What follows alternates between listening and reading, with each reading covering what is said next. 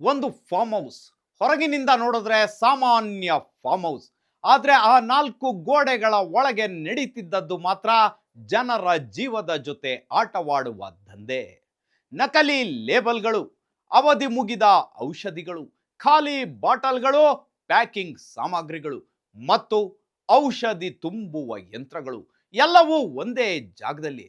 ದಾಳಿ ಮಾಡಿದ ಅಧಿಕಾರಿಗಳಿಗೆ ಸಿಕ್ಕಿದ್ದು ಸಾಮಾನ್ಯ ಪ್ರಮಾಣದ ಔಷಧಿ ಅಲ್ಲ, ಸುಮಾರು 6 ಕೋಟಿ ರೂಪಾಯಿ ಮೌಲ್ಯದ ಔಷಧ ಮಾಫಿಯಾ. ಹಾಗಾದ್ರೆ ಈ ಫಾರ್ಮ್ ಹೌಸ್ನಲ್ಲಿ ನಿಜವಾಗಿಯೂ ಏನ್ ನಡೀತಿತ್ತು? 600 ರೂಪಾಯಿ ಬೆಲೆಯ ಔಷಧಿಗೆ 6,000 ರೂಪಾಯಿ ಬೆಲೆಯ ಬ್ರ್ಯಾಂಡ್ನ ಲೇಬಲ್ ಅಂಟಿಸಿ ಮಾರಾಟ ಮಾಡಲಾಗ್ತಿತ್ತ. ಈ ಔಷಧಿಗಳು ಎಲ್ಲಿಂದ ಬರ್ತಿದ್ವು, ಯಾರಿಗೆ ತಲುಪ್ತಿದ್ವು? ಈ ಜಾಲ ಕರ್ನಾಟಕದ ಎಷ್ಟು ಕಡೆ ಹರಡಿದೆ? ಮತ್ತು ಅತ್ಯಂತ ಭಯಾನಕ ಪ್ರಶ್ನೆ, ಈ ಔಷಧಿಗಳು ಈಗಾಗಲೇ ರೋಗಿಗಳ ದೇಹ ಸೇರಿವೆಯಾ? ಇದು ಕೇವಲ ಒಂದು ದಾಳಿ ಅಲ್ಲ, ಇದು ಔಷಧಿ ಹೆಸರಿನಲ್ಲಿ ನಡೆಯುತ್ತಿದ್ದ ಜೀವದ ಜೊತೆಗಿನ ಜೂಜಿನ ರಹಸ್ಯ. ಈ ದಂಧೆಯ ಕಿಂಗ್ ಪಿನ್ ಯಾರು? ಹೇಗಿತ್ತು ಔಷಧ ಮಾಫಿಯಾದ ನೆಟ್ವರ್ಕ್ ಅನ್ನೋ ಇಂಟ್ರೆಸ್ಟಿಂಗ್ ಡೀಟೇಲ್ಸ್ ಕೊಡ್ತೀನಿ. ಅದಕ್ಕೂ ಮುನ್ನ ನೀವಿನ್ನು ಚಾನಲ್ ಅನ್ನು ಸಬ್ಸ್ಕ್ರೈಬ್ ಮಾಡಿಲ್ಲ ಅಂದ್ರೆ ದಯವಿಟ್ಟು ಸಬ್ಸ್ಕ್ರೈಬ್ ಮಾಡ್ಕೊಳ್ಳಿ.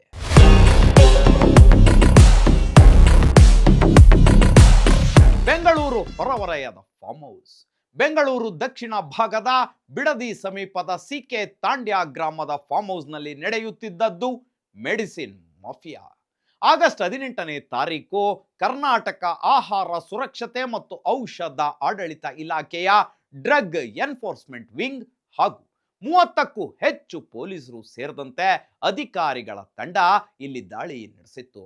ಸ್ಥಳೀಯ ಬೀಟ್ ಪೊಲೀಸರಿಂದ ಬಂದ ಮಾಹಿತಿಯೇ ಈ ದಾಳಿಗೆ ಪ್ರಮುಖ ಸುಳುವಾಗಿತ್ತು ಅನ್ನೋದು ವೆರಿ ಇಂಪಾರ್ಟೆಂಟ್.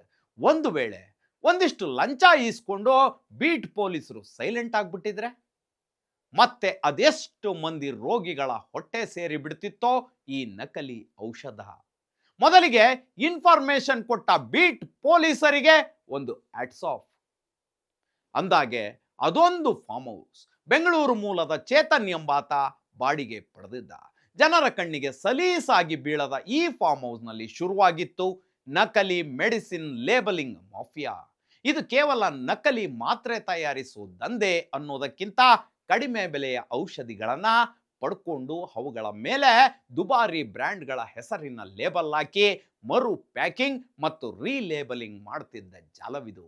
ಅಧಿಕಾರಿಗಳು ಸೀಸ್ ಮಾಡಿರುವ ವಸ್ತುಗಳನ್ನು ನೋಡಿದ್ರೆ ಬೆಚ್ಚಿ ಬೀಳುವಂತಾಗುತ್ತೆ. ಇಂಜೆಕ್ಷನ್ ಫಿಲ್ಲಿಂಗ್ ಮೆಷಿನ್, ಪ್ಯಾಕೇಜಿಂಗ್ ಸಾಮಗ್ರಿ, ಸ್ಟ್ಯಾಪ್ಲರ್ಸ್, ಕ್ಯಾಪ್ಸ್, ಖಾಲಿ ಬಾಟಲ್ಗಳು, ನಕಲಿ ಲೇಬಲ್ಗಳು, ಸ್ಟ್ಯಾಂಪ್ಗಳು, ಪ್ರಿಂಟಿಂಗ್ ಮೆಟೀರಿಯಲ್ಸ್, ಜೊತೆಗೆ ದೊಡ್ಡ ಪ್ರಮಾಣದ ಎಕ್ಸ್ಪೈರ್ಡ್ ಮೆಡಿಸಿನ್ಸ್. ಅಂದ್ರೆ ಇದು ಕೇವಲ ಸ್ಟಾಕ್ ಇಟ್ಕೊಂಡಿದ್ದ ಜಾಗ ಅಲ್ಲ, ಇಲ್ಲಿ ಔಷಧಿಗಳು ಹೊಸ ರೂಪ ಪಡೀತಿದ್ವು. ನಂತರ ಅವುಗಳನ್ನ ಮೆಡಿಕಲ್ ಶಾಪ್ಗಳಿಗೆ ಕಳಿಸಿಕೊಡಲಾಗ್ತಿತ್ತ.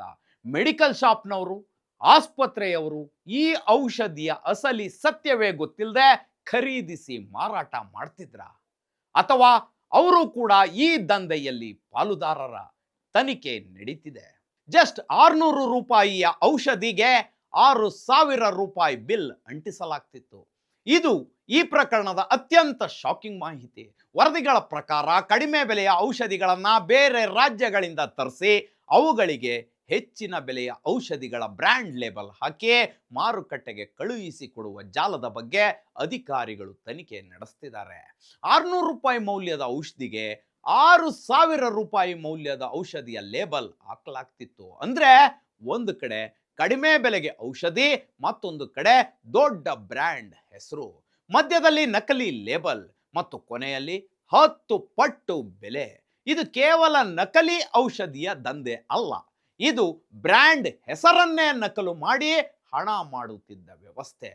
ಇಲ್ಲಿ ಸಿಕ್ಕಿರೋ ಔಷಧಿಗಳ ಪಟ್ಟಿಯನ್ನು ನೋಡಿದ್ರೆ ಪ್ರಕರಣದ ಗಂಭೀರತೆ ಎಷ್ಟು ಅನ್ನೋದು ಎದ್ದು ಕಾಣುತ್ತೆ.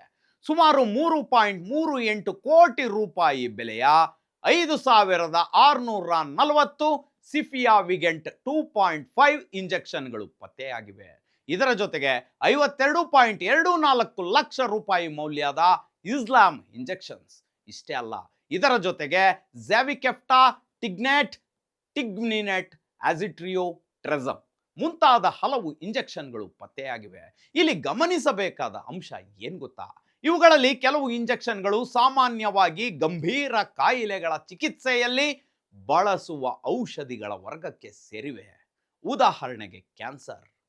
ಹೀಗಾಗಿ ಇದು ಸಾಮಾನ್ಯ ಕಾಸ್ಮೆಟಿಕ್ ಅಥವಾ ಸಣ್ಣ ಮಟ್ಟದ ನಕಲಿ ಉತ್ಪನ್ನಗಳ ಪ್ರಕರಣವಲ್ಲ. ಔಷಧಿಯ ಗುಣಮಟ್ಟದಲ್ಲಿ ಸಣ್ಣ ತಪ್ಪು ಕೂಡ ರೋಗಿಯ ಜೀವಕ್ಕೆ ದೊಡ್ಡ ಅಪಾಯವಾಗಬಲ್ಲ ಕ್ಷೇತ್ರ ಇದು. ಇಂಥವುಗಳನ್ನೇ ನಕಲು ಮಾಡಲಾಗ್ತಿತ್ತು. ಎಕ್ಸ್ಪೈರ್ಡ್ ಮೆಡಿಸಿನ್ಸ್ಗೆ ರೀಲೇಬಲಿಂಗ್ ಮಾಡಲಾಗ್ತಿತ್ತು. ಎಸ್, ಇಲ್ಲೇ ಪ್ರಕರಣ ಮತ್ತಷ್ಟು ಭಯಾನಕ ಟ್ವಿಸ್ಟ್ ಪಡೆಯುತ್ತೆ. ಅಧಿಕಾರಿಗಳಿಗೆ ಅವಧಿ ಮುಗಿದ ಔಷಧಿಗಳ 30 ಬಾಕ್ಸ್ಗಳು ಕೂಡ ಸಿಕ್ಕಿವೆ. ಅವುಗಳ ಅಂದಾಜು ಮೌಲ್ಯ ಸುಮಾರು 35 ಲಕ್ಷ. ಈ ಎಕ್ಸ್ಪೈರ್ಡ್ ಸ್ಟಾಕ್ ಅನ್ನ ಏನು ಮಾಡಲಾಗ್ತಿತ್ತು? ಅದು ಕೇವಲ ತ್ಯಾಜ್ಯವಾಗಿ ಇಡಲಾಗಿತ್ತಾ ಅಥವಾ ಮತ್ತೆ ಸಪ್ಲೈ ಚೈನ್ಗೆ ಸೇರಿಸುವ ಉದ್ದೇಶವಿತ್ತಾ? ತನಿಖಾ ಅಧಿಕಾರಿಗಳು ಈ ಬಗ್ಗೆಯೂ ತನಿಖೆ ನಡೆಸ್ತಿದ್ದಾರೆ. ಇಂದಿನ ಔಷಧಿ ಮಾರುಕಟ್ಟೆಯಲ್ಲಿ QR code, batch number, manufacturer details ಇವೆಲ್ಲವೂ ಗ್ರಾಹಕರಿಗೆ ಔಷಧಿಯ ಮೂಲವನ್ನು ಪರಿಶೀಲಿಸೋಕೆ ಸಹಾಯ ಮಾಡುವ ಅಂಶಗಳು. ಆದರೆ ಈ ಪ್ರಕರಣದಲ್ಲಿ ಕೆಲವು ಲೇಬಲ್ಗಳ ಮೇಲಿದ್ದ QR ಕೋಡ್ಸ್ ಕಾರ್ಯವನ್ನೇ ನಿರ್ವಹಿಸ್ತಿರ್ಲಿಲ್ಲ. QR ಕೋಡ್ ಸ್ಕ್ಯಾನ್ ಮಾಡಿ ನೋಡಿದ್ರೆ ನೋ ರೆಸ್ಪಾನ್ಸ್, ನೋ ರಿಸಲ್ಟ್. ಎಲ್ಲವೂ ಫೇಕ್. QR ಕೋಡೇ ಫೇಕ್. ಅಂದ್ರೆ ಲೇಬಲ್ ಇದೆ, ಬ್ರ್ಯಾಂಡ್ ಹೆಸರು ಇದೆ, ಮೆಡಿಸಿನ್ ಕಂಪನಿಗಳ QR ಕೋಡ್ ಕೂಡ ಇದೆ, ಆದರೆ ಎಲ್ಲವೂ ಡೂಪ್ಲಿಕೇಟ್. ಈ ಎಲ್ಲ ಪ್ರಶ್ನೆಗಳಿಗೆ ಉತ್ತರಕ್ಕಾಗಿ ಸ್ಯಾಂಪಲ್ಸ್ ಅನ್ನ ಲ್ಯಾಬೊರೇಟರಿಗೆ ಕಳುಹಿಸಲಾಗಿದೆ. ಆಫೀಸರ್ಸ್ ವರದಿಗಾಗಿ ವೇಟ್ ಮಾಡ್ತಿದ್ದಾರೆ. ಈ ಫಾರ್ಮ್ ಹೌಸ್ ನಿಂದ ಆರಂಭವಾಗಿರೋದು ದಂಧೆಯಲ್ಲ, ಇದು inter state network. Telangana, Himachal Pradesh ಮತ್ತು ಇತರ ರಾಜ್ಯಗಳಿಂದ ಔಷಧಿಗಳು ಬಂದಿರಬಹುದು ಅನ್ನೋ ಅನುಮಾನ ಇದೆ. ಕರ್ನಾಟಕದ ಆರೋಗ್ಯ ಸಚಿವ UT ಖಾದರ್ ಅವರು ಈ ಜಾಲ ದೊಡ್ಡ ರಾಷ್ಟ್ರೀಯ ನೆಟ್ವರ್ಕ್ನ ಭಾಗವಾಗಿರಬಹುದು ಅಂತ ಹೇಳಿದ್ದಾರೆ. ಕಡಿಮೆ ಬೆಲೆಯ ಔಷಧಿಗಳನ್ನು ತರಿಸಿ ಅವುಗಳ ಮೇಲೆ ಮಲ್ಟಿನ್ಯಾಷನಲ್ ಫಾರ್ಮಾಕ್ಯೂಟಿಕಲ್ ಕಂಪನಿಗಳ ಹೆಸರಿನ ಲೇಬಲ್ ಹಾಕಿ ನಂತರ ಕರ್ನಾಟಕದ ಆಸ್ಪತ್ರೆಗಳು ಮತ್ತು ಮೆಡಿಕಲ್ ಸ್ಟೋರ್ಗಳ ಸಪ್ಲೈ ಚೈನ್ಗೆ ಕಳುಹಿಸಲಾಗ್ತಿತ್ತೆ ಅನ್ನೋದನ್ನ ಅಧಿಕಾರಿಗಳು ಪರಿಶೀಲಿಸ್ತಿದ್ದಾರೆ. ಇನ್ನು ಈ ಔಷಧಿಗಳು ICUಗೂ ತಲುಪಿವೆಯಾ? ಇಂತಹದ್ದೊಂದು ಪ್ರಶ್ನೆ ಆತಂಕ ಸೃಷ್ಟಿಯಾಗಿದೆ. ಆರೋಗ್ಯ ಸಚಿವರ ಹೇಳಿಕೆಯ ಪ್ರಕಾರ ಇಂತಹ ರೀಲೇಬಲ್ಡ್ ಸಸ್ಪಿಷಿಯಸ್ ಮೆಡಿಸಿನ್ಸ್ ಆಸ್ಪತ್ರೆಗಳು ಮತ್ತು ಫಾರ್ಮಸಿಗಳನ್ನು ತಲುಪಿದೆಯಾ? ಕೆಲವು ಔಷಧಿಗಳು ICUಗಳಿಗೂ ತಲುಪಿರಬಹುದಾ ಅನ್ನೋ ಆತಂಕ ವ್ಯಕ್ತವಾಗಿದೆ. ಒಂದು ವೇಳೆ ತಲುಪಿದ್ರೆ ಅದು ಯಾವ ಆಸ್ಪತ್ರೆ, ಯಾವ ಮೆಡಿಕಲ್ ಸ್ಟೋರ್, ಯಾವ ಬ್ಯಾಚ್, ಎಷ್ಟು ಪ್ರಮಾಣ, ಯಾವ ರೋಗಿ ಈ ನಕಲಿ ಮೆಡಿಸಿನ್ ಸೇವಿಸಿದ್ದಾನೆ ಅನ್ನೋ ತನಿಖೆಯನ್ನ ಆದಷ್ಟು ಬೇಗ ಮಾಡಬೇಕಿದೆ. ಇಲ್ಲವಾದ್ರೆ ಇದೇ ಮೆಡಿಸಿನ್ ಸ್ಲೋ ಪಾಯ್ಸನ್ ಆದ್ರೂ ಅಚ್ಚರಿ ಇಲ್ಲ. ಸದ್ಯಕ್ಕೆ ದಾಳಿ ಮುಗಿದಿಲ್ಲ. ನಿಜವಾದ ತನಿಖೆ ಈಗಷ್ಟೇ ಆರಂಭವಾಗಿದೆ. ಜಪ್ತಿಯಾದ ಔಷಧಿಗಳ ಸ್ಯಾಂಪಲ್ಸ್ ಲ್ಯಾಬೊರೇಟರಿಗೆ ಕಳುಹಿಸಲಾಗಿದೆ.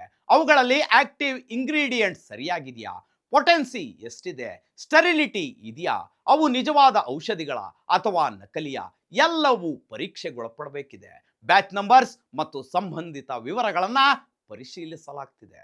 ಈ ಔಷಧಿಗಳು ಎಲ್ಲಿಂದ ಬಂದವು, ಯಾರು ತಂದ್ರು, ಯಾರು ಲೇಬಲ್ ಮಾಡಿದ್ರು, ಯಾರು ಪ್ಯಾಕ್ ಮಾಡಿದ್ರು, ಯಾರಿಗೆ ಮಾರಾಟ ಮಾಡಿದ್ರು ಅನ್ನೋ ಸಪ್ಲೈ ಚೈನ್ ಲಿಂಕ್ ಪತ್ತೆಗೆ ಇಳಿದಿದೆ ಕಾಕಿ ಟೀಮ್. ಇನ್ನು ಈಗಾಗಲೇ ಎಷ್ಟು ಔಷಧಿಗಳು ಮಾರುಕಟ್ಟೆಗೆ ಹೋಗಿವೆ, ಎಲ್ಲಿ ಹೋಗಿವೆ, ಯಾವ ಆಸ್ಪತ್ರೆ ಅಥವಾ ಮೆಡಿಕಲ್ ಸ್ಟೋರ್ಗೆ ತಲುಪಿವೆ? ಸದ್ಯ ಅವನೊಬ್ಬ ಆರೋಪಿ ಸಿಕ್ಕಿಬಿದ್ದಿದ್ದಾನೆ. ಹೌದು, ಈ ಪ್ರಕರಣದಲ್ಲಿ ಪ್ರಶಾಂತ್ ಎಂಬ ವ್ಯಕ್ತಿ ನಕಲಿ ಲೇಬಲ್ ದಂಧೆಯೊಂದಿಗೆ ಸಂಬಂಧ ಹೊಂದಿದ್ದ ಅಂತ ವಶಕ್ಕೆ ಪಡೆಯಲಾಗಿದೆ. ಆದ್ರೆ ಇವನ ಹಿಂದೆ ಇರೋ ನೆಟ್ವರ್ಕ್ ಎಂಥದ್ದು, ಕಿಂಗ್ ಪಿನ್ ಯಾರು ಅನ್ನೋ ರಹಸ್ಯ ಬಯಲಾಗಬೇಕಿದೆ.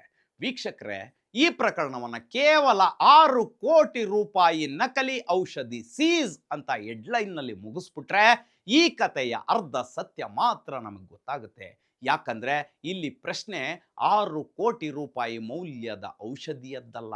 ಒಬ್ಬ ರೋಗಿ ವೈದ್ಯರನ್ನ ನಂಬ್ತಾನೆ, ವೈದ್ಯರು ಔಷಧಿ ಬರೀತಾರೆ, ರೋಗಿಯ ಕುಟುಂಬ ಮೆಡಿಕಲ್ ಶಾಪ್ಗೆ ಹೋಗುತ್ತೆ, ಹಣ ಕೊಟ್ಟು ಔಷಧಿ ಖರೀದಿಸುತ್ತೆ, ಪ್ಯಾಕೆಟ್ ಮೇಲೆ ಒಂದು ದೊಡ್ಡ ಕಂಪನಿಯ ಹೆಸರನ್ನ ನೋಡ್ತಾರೆ, ಆ ಔಷಧಿ ಸುರಕ್ಷಿತ ಅಂತ ನಂಬಲಾಗುತ್ತೆ.